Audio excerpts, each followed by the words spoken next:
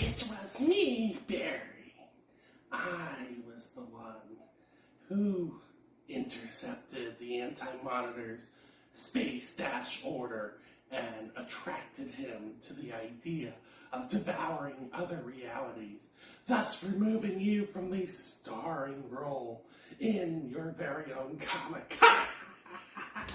It was me, and there will be no appearances by you ever again in the Omnibus Cafe Flash reading order.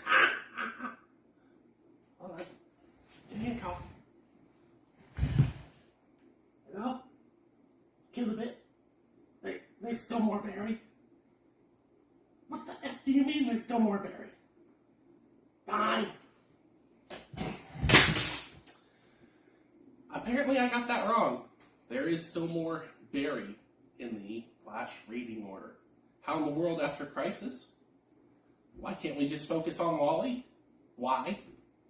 Well, for that, you'll have to continue watching the Omnibus Cafe Flash reading order by our one and only fastest Flash fan, Brian.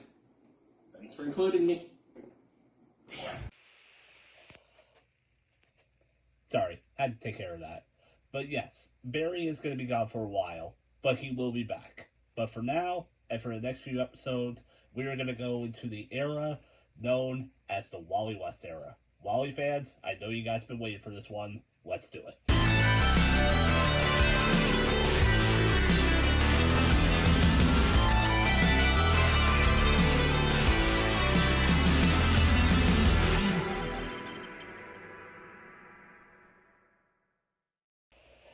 And welcome back, everyone. So today is the day. We are in now the post-crisis era. Barry Allen is long gone for right now. And for right now, there is a new Flash, and his name is Wally West. And his journey starts here in the Flash by William Messner-Loebs and Greg LaRocque, Omnibus Volume 1. Let's open up this bad boy and take a look. Alright, so there we go. We just have a pretty standard interior cover here. At the back. So this is a whole new era. So this basically now starts the Flash Volume 2. And this omnibus specifically collects the Flash 1 through 28, as well as the first two annuals, and the issue of Manhunter. We'll get to that, what that's all about in 1 second. But yes, this is now the start of Wally West's era as the Flash. This is by William Messner-Loebs, as well as the first 13 issues in this omnibus actually is by Mike Barron.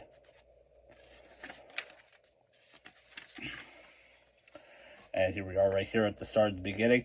Funny thing about this is that this is technically, actually this is officially the first ever Flash #1 right here. Because originally, in the Golden Age, the book was called Flash Comics, whereas in the Silver Age, Barry continued from 105. He continued from that numbering. So this is actually the first ever official Flash #1.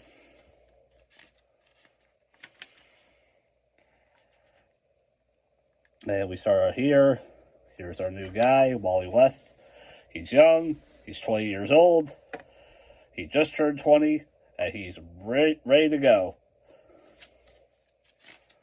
And how's he going to start this new day as the Flash? Well, one of the things that does happen, which is actually kind of cool because Young Justice, the TV show, would actually adapt this story, is he has to he's getting called to deliver a heart transplant to a young girl. He's the only person fast enough to do it. But here's the thing that's interesting about this run so far, at least in the beginning of Wally's run, is that he's not exactly as fast as Barry. Like, he can't exactly break the speed of light yet. He's still kind of like, his body hasn't fully adapted to like his powers. Like, that's actually why at one point he did retire being like Kid Flash for a while. But now that he's become the Flash again, his body is like getting used to it again. But like, he's nowhere near as fast as Barry is. Barry is at this point. You can see there's a reflection of Barry there.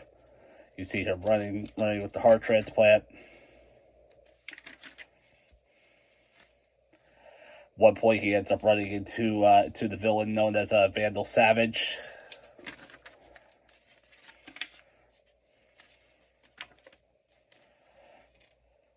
And oh my god, there's the heart. Ba ba ba.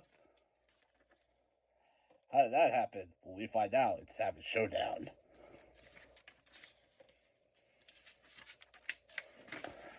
And so he ends up having a brawl with Vandal Savage.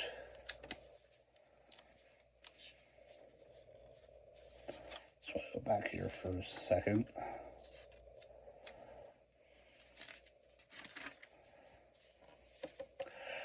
Yeah, so actually another thing that happens at the end of the first issue, which is pretty cool, is that, as you can see, Wally's not exactly living a life of luxury. He's kind of in like a crummy apartment and all that. Until that all changes. He wins the lottery.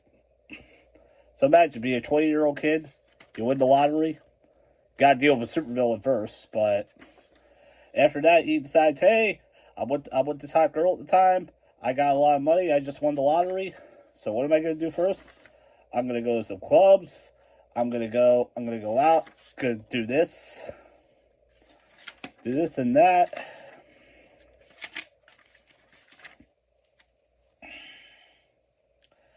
Buy my girl a new outfit, and eventually we're gonna move to Southampton. We're gonna move to the Hamptons, and I thought what was cool about this, because Wally at this time was living in New York, and I'm from New York, and he actually ends up moving to Southampton. And what I think is pretty cool about that is my grandparents used to live in Southampton. So I remember when I first saw this, I was like, no way, Southampton, that's so cool. So again, just more connections that I have with this character. And now here we are, the debut of Kilgore. Kilgore, he's a pretty underrated Flash villain, I think. He was adapted to the show. But yeah, admittedly though, I do like some of this early Wally stuff. It's not some of my favorite stuff though, because one of the things that is kind of interesting about this run is Wally is, and this is ultimately kind of why I'm not really, I love Wally West to death, but I am more of a Barry guy. But one of the things about Wally is that Wally can be a dick at times, and that definitely shows more so in this run more than anything. And before anyone freaks out, no, this is not going to be a whole Wally bashing and all that. I respect and love the character as well. He ain't my Flash, but I know he's other people's Flashes, and I love the character as well. So I'm going to do him justice and talk about his whole era. Like I said, the next 3 episodes are going to be all about him, because he was the Flash for a very long time.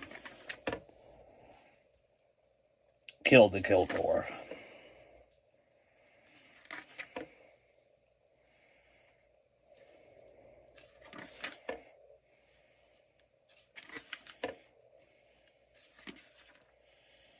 Sideboard here as well. And then also another thing that was interesting about Wally is Wally really got around with the ladies around this time. He just went from one chick to another. He was quite the womanizer, quite the misogynist.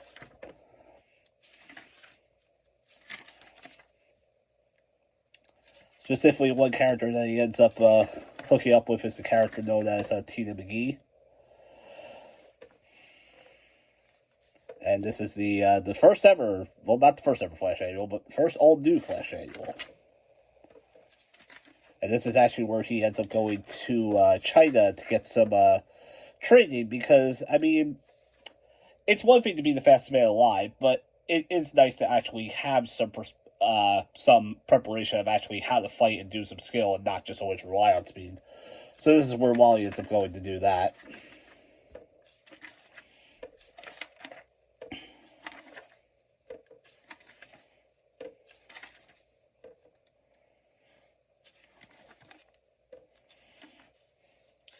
Here a bit.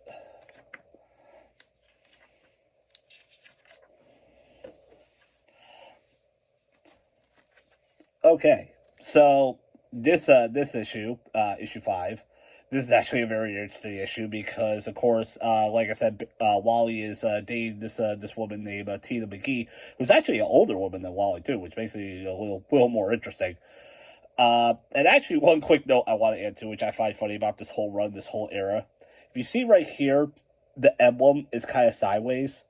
I don't know why, but the artists at the time really liked making the emblem look like that, like look sideways. I don't know why they made it look like that, but they did that specifically a lot in this era. So yeah. But anyway, point of this issue though is there is a new drug that's being developed.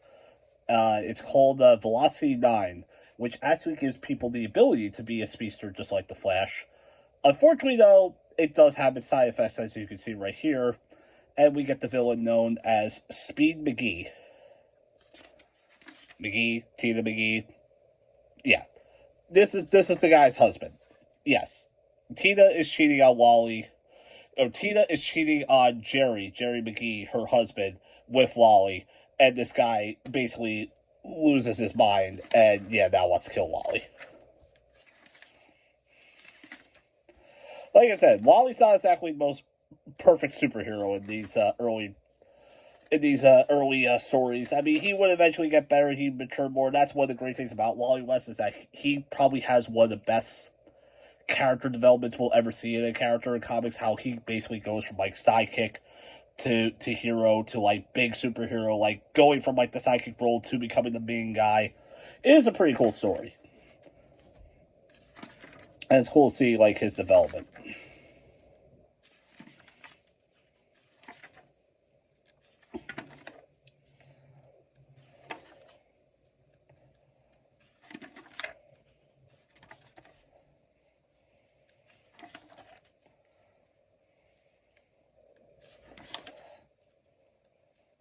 At one point, we get these guys, the Red Trinity and the Blue Trinity. This becomes like a whole big storyline. And another big storyline that happens too at one point is Wally at one point eventually meets back up with his father, who is actually divorced from his mother. His mother becomes a big supporting character in this whole run. Like his mother basically like ends up living with Wally at one point, and at one point he's like trying to like run his life and be like, what are you doing, Wally, and all this stuff like yeah, like I said, I mean, I do like this stuff. It's not my favorite run, but I do like some of the stuff in here. But yeah, the more important stuff with his dad though is his dad actually ends up becoming like a spy working for the government, and at one point he actually sends Manhunter to try and kill Wally. To make sure Wally doesn't like interfere with any of his plans. It's crazy. Like he has a very complicated relationship with his parents.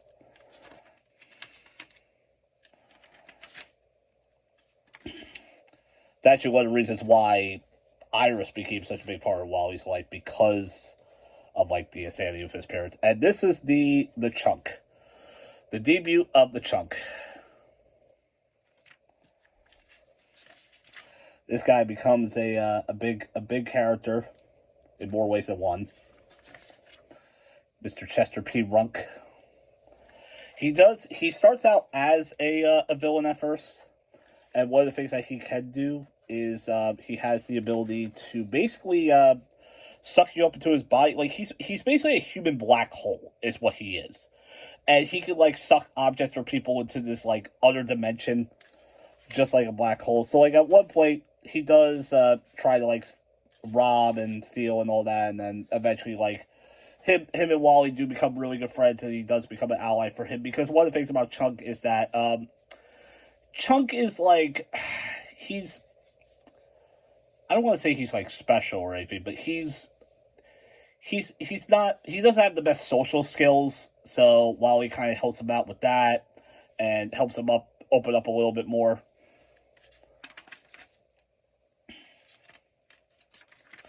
And gets himself some confidence. And yeah, this is one of the things that does happen at one point. Wally does end up in this whole other dimension or universe where the Void, Chunk in the Void. And this is where he sucked up all these like people, including like Wally and like himself. Now they gotta find a way to get out of here.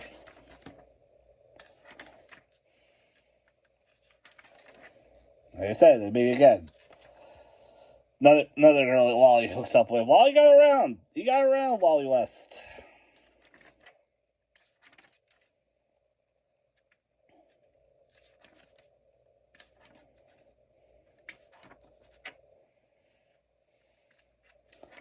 So yeah, so this is all the Mike Barron stuff. We haven't gotten to William Messner-Loebs yet in this Omni. We're close, but we're not there yet. We're very close. This is actually the end of Mike Barron's tenure on the book. Vandal Savage comes back one last time.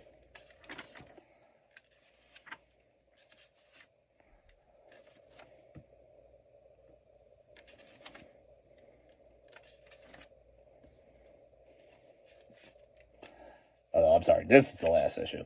Sorry.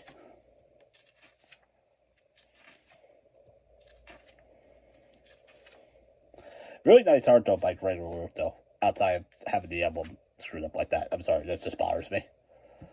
Alright, but now this is Messner-Loebs' first issue.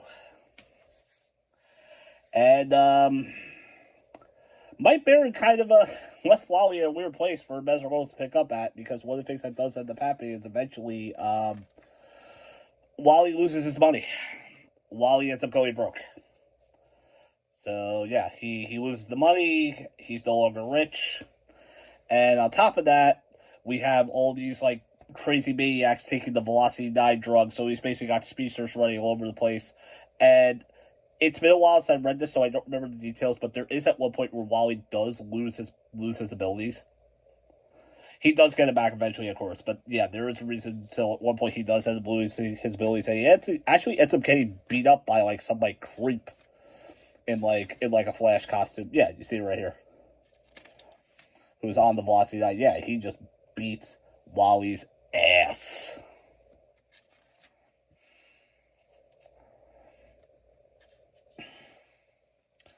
So yeah, things aren't looking too well for Wally now. Hard times.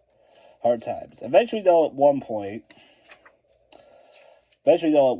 he does end up getting his powers back.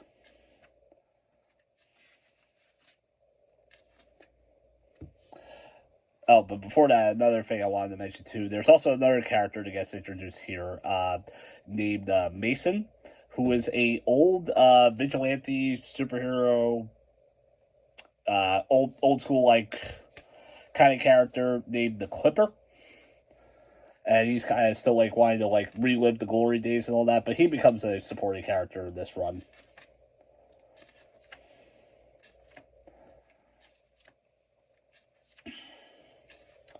The Adventures of Speed McGee.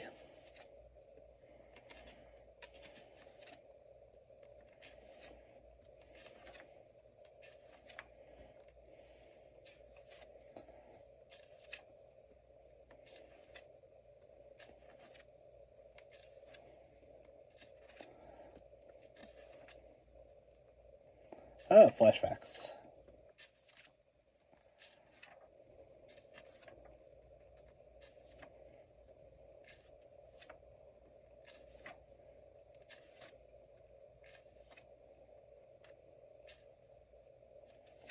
Like I said, there is a lot of good stuff in this story, in this Omni.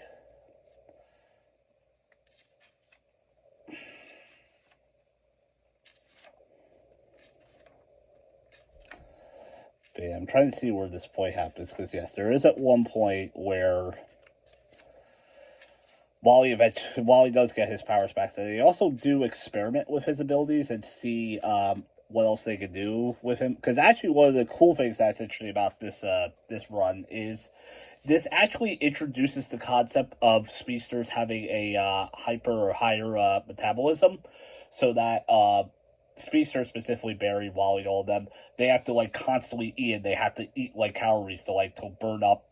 So because they're constantly burning up with all the speed that they run, so they constantly need to eat more often than we do. So in a way, they kind of get lucky, because they basically get to eat like burgers and all this like stuff like full of like calories, and they won't gain a pound. So it's a great life to be a speedster. But I thought that was pretty cool that it was that concept was introduced here.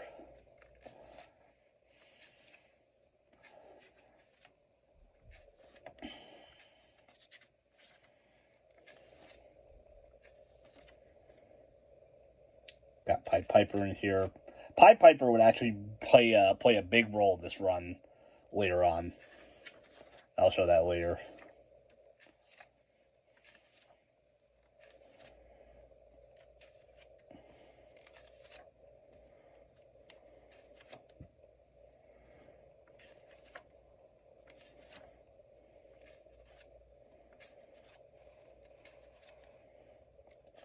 The chunk.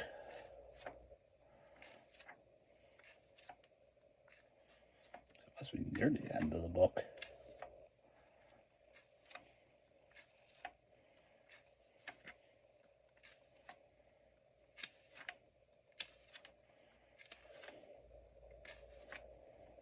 Okay, yeah, there we go.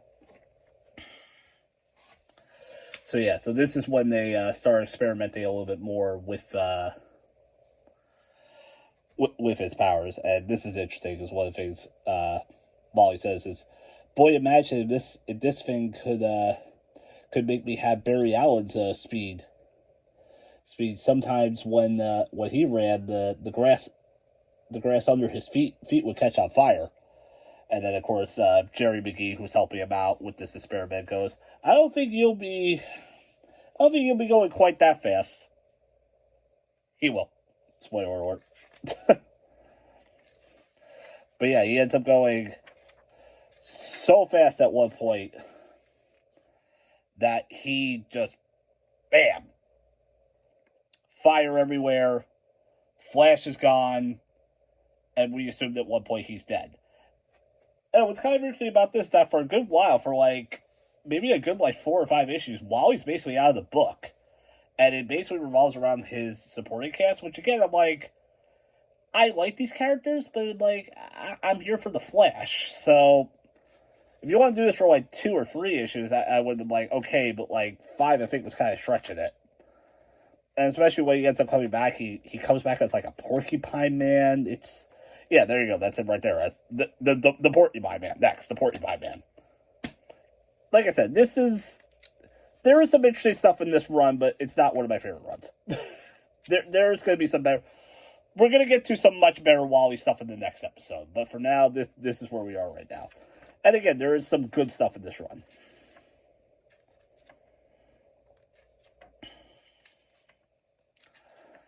But the one issue I want to show off before we move on here, and I think it is around here, yep, Captain Cold, Golden Glider back. I think this is the issue. Yes, this is the issue right here. Issue 28. This is actually a key issue because this is actually the debut.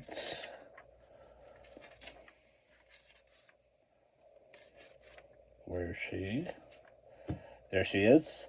This is actually the debut of Linda Park, who would become a very, very important character in the life of Wally West. His lightning rod, the love of his life. But we're going to get more into their romance in the next episode. For now, they kind of start off as friends, but yes, this is her debut. And that's pretty much most of this on me. So this is volume 1. This is volume 1 of William Messner-Loebs' run. So, unfortunately, though, at the time of this recording, volume 2 has not been announced, nor is it out yet. However, the good news is I do have some custom-bound books of this run, so we can actually continue this whole run, and no, I don't have to resort to using singles like I did last episode. Let's get to those in 1 second. So this is volume 2 of this custom-bound run of the William Messner-Loebs stuff that I have. This actually collects 19 through 39, so basically most of the second half of the Omni is collected, of the first volume Omni is collected in this, as well as some newer stuff, so I'll try to skip ahead a little further in the book. One of the cool things I like about having custom bound like this is you get the old ads.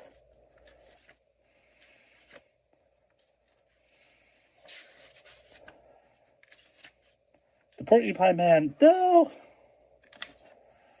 And there's the issue we got. Yeah, so that's 28. Alright, but now I think we'll be further along here.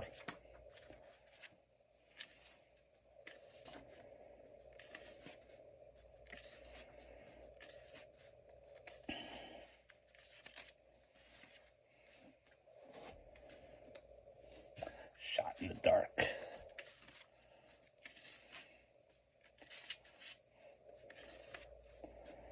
I think of a certain song when I hear that. See if you people know what song that is. But yeah, so overall, more stuff does happen in this run. One of the big key things, I don't think it's in this book. But yeah, we do get more of Linda. No, actually, it's in the third volume.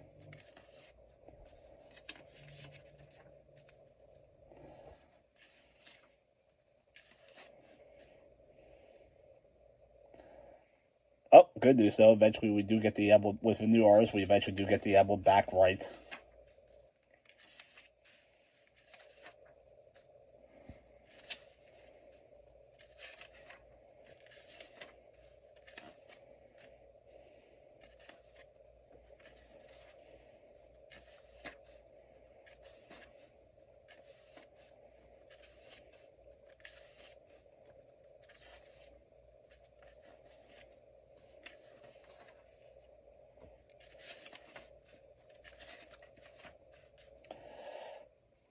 Yeah, I remember this. He had some like crazy nightmare visions at one point. Again, it's been a while since I read some of this stuff, so unfortunately I don't remember every single detail.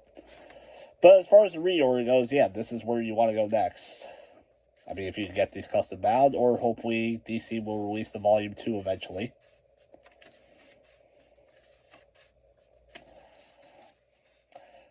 But alright, let's get to volume 3 though, my volume 3 custom, because that has more of the significant issues and that will wrap up this run. So one thing that is kind of funny that I will constantly notice throughout Wally's entire tenure, particularly when we get to the next writer, is they really like teasing him dying. They really like teasing that Wally's gonna die. Wally has a lot of like near deaths in his whole run here. It actually starts here, but he'll have it more so next time.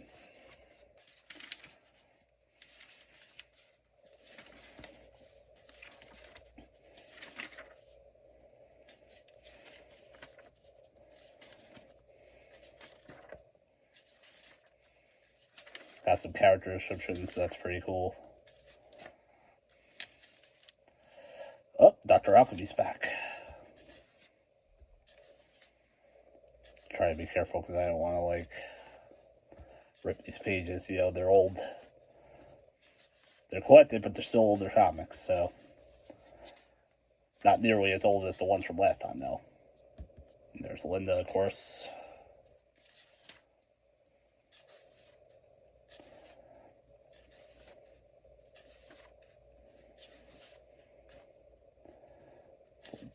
Okay, I know what issue I want to get to. So we're going to skip around a bit.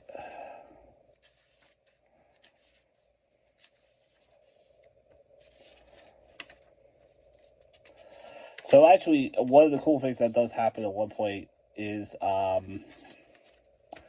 Pied Piper actually at one point ends up becoming an ally for Wally. He ends up becoming reformed.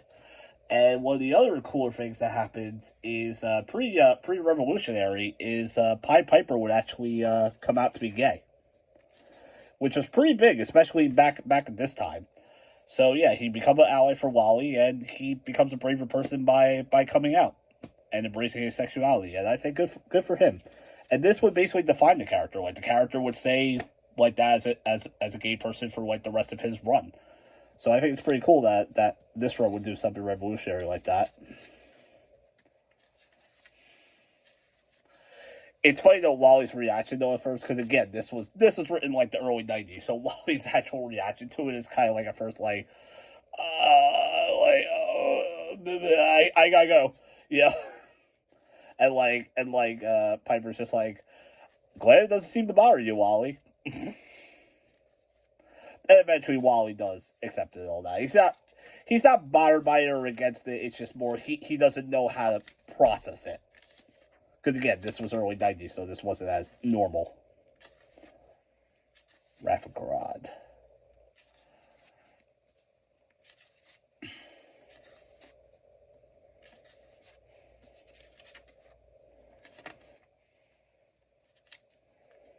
I do like this cover. I think that's a pretty cool cover.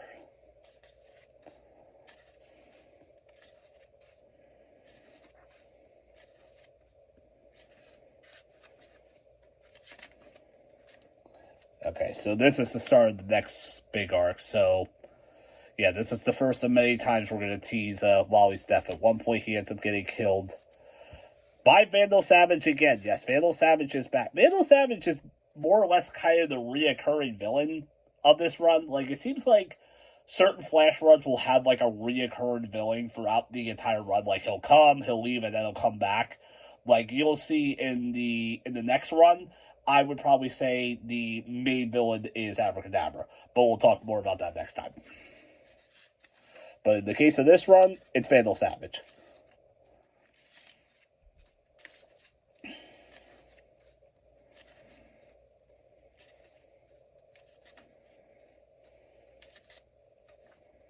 Flash is dead. Oh no. But okay, here's what I was getting into. So this is issue 50.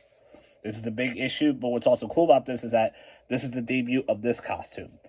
Flash would actually get like a costume, a brand new costume, and this is the costume that more or less would basically define Wally's look through pretty much all of the 90s into like the early 2000s. Like, this is the definitive like Flash look. This is the way that he'll look at his run. This is the way he's going to look in the Morrison JLA stuff with the new look, the white eyes. I've always been kind of mixed on the white eyes. I don't know what you guys think of them. I mean, I like it for the time. I think it worked for the time. I don't like them now, but like for the time that these books came out, I think it was pretty cool and it worked. And I think it works well with Wally. Like Barry with white eyes, it'd be weird for me. But Wally, I feel like it works because Wally's a bit younger. So yeah, so this is Wally ended up going to heaven at one point, or was the heaven he sees like Jay. And then one of the funny things, of course, he actually sees Barry, and Barry's playing tennis for some reason. I don't know. It's a weird run. And then, yeah, he hallucinates this at one point where Wally's like, look at me and all these ladies. Isn't this wonderful? Even Starfire's in the back. And then here's Vandal Savage being like, you ain't heaven.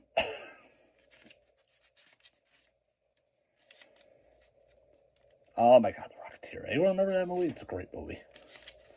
Sorry, I get kind of distracted by these ads, but yeah, this was his hallucination. There he is, getting sewed back up, getting ready to go. He ends up healing at one point. His speed healing does kick in. What actually does happen to him is he gets shot. That's initially what happens to him. He does get shot.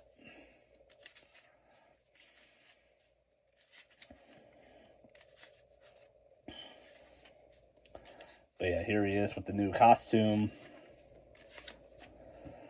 There's that. This is one of my all-time favorite covers. I actually, anytime 4th of July always comes up, specifically in my Flash Museum group, I always post this cover every 4th of July.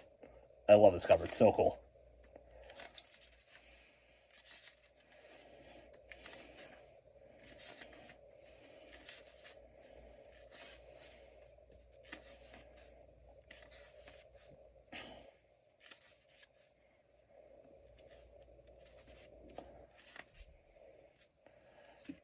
Freeze! I'm with the IRS. My god, can you imagine Flash in the IRS? He does do that at some point, because that's one of the other things that's interesting about Wally's run is Wally, for a good while, he kind of takes some odd jobs in and out, because one of the things that's interesting about Wally's tenure is compared to Barry, Wally's identity is out. He's public. Like, it's public knowledge that he's the Flash. So he kind of more or less actually ends up getting like some endorsement deals, and he has some certain odd jobs. Like, he doesn't have a consistent job like Barry does. Like, he goes for like the motions, and he eventually will get like a job later on in his tenure, but for now he's just doing like random stuff. He's basically a celebrity. That's what Wally is. Wally's basically a celebrity in this early run. Celebrity superhero.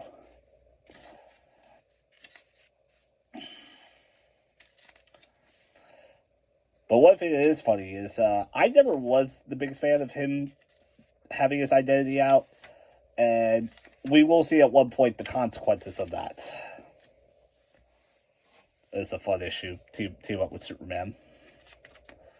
But also, what's more significant about this is that this is the issue right here. This is the issue where Piper comes out. And that's the moment right there. And Wally's like, huh?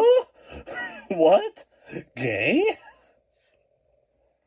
And then that's him, like, right away, like, I gotta go. Bye-bye. I gotta go deal with Superman. See ya.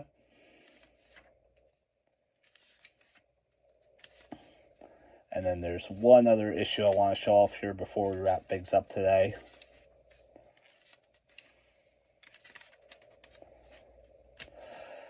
This is the best issue of the run right here. It's a single issue. It's a one story, single story. Free Fall in Scarlet. But specifically, the actual story is called Nobody Dies. And what's cool about this is that it's Wally having this whole motto about how nobody dies, no matter what. That's always his goal. No one can ever die whenever he has to deal with any villains or any criminals, saving people's lives.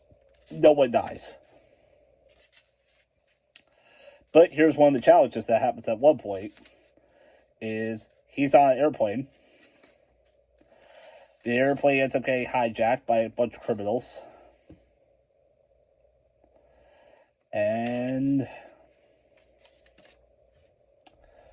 he ends up talking to this one stewardess that he really likes. And then at one point, though, unfortunately, the plane ends up getting sabotaged, and the stewardess goes flying out the plane.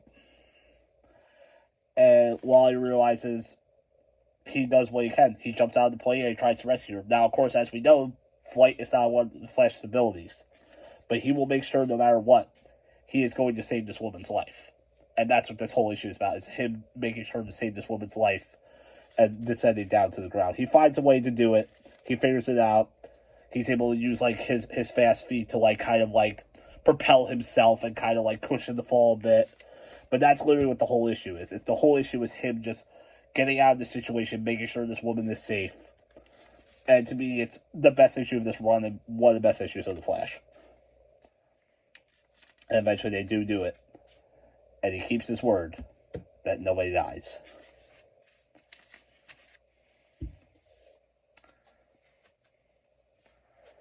And then this is a pretty cool little issue here. This is a tie-in to the War of the Gods event that was going. Yeah, that was a big thing that happened a lot in this run. Was DC was having a lot of events around this time, like whether it be like Armageddon, 2001, Invasion, War of the Gods. So you would get like a lot of like tie-in issues to that. It doesn't really interfere with anything, thankfully, not too much. But there are a couple times where you will see like oh, it feels like we have to like force Flash into this, but like it doesn't really interfere with the stories or anything. But just be aware that when you are reading, you are going to get like a lot of tie-ins to like DC events.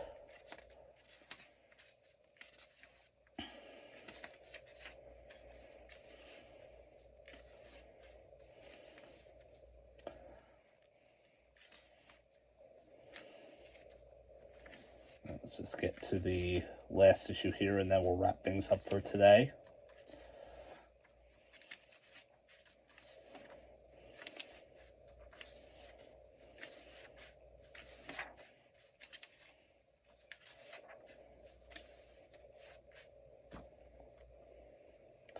Yeah, one nice thing is that Chester at one point ends up getting together with one of Wally's ex-girlfriends, and they form a relationship together, which is nice. It's good for them. And then, yep, this is the last issue, issue 61.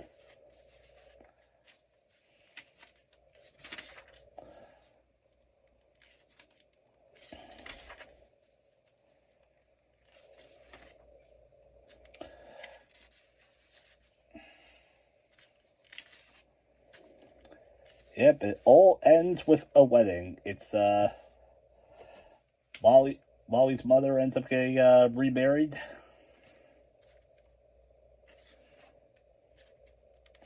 And it's all good.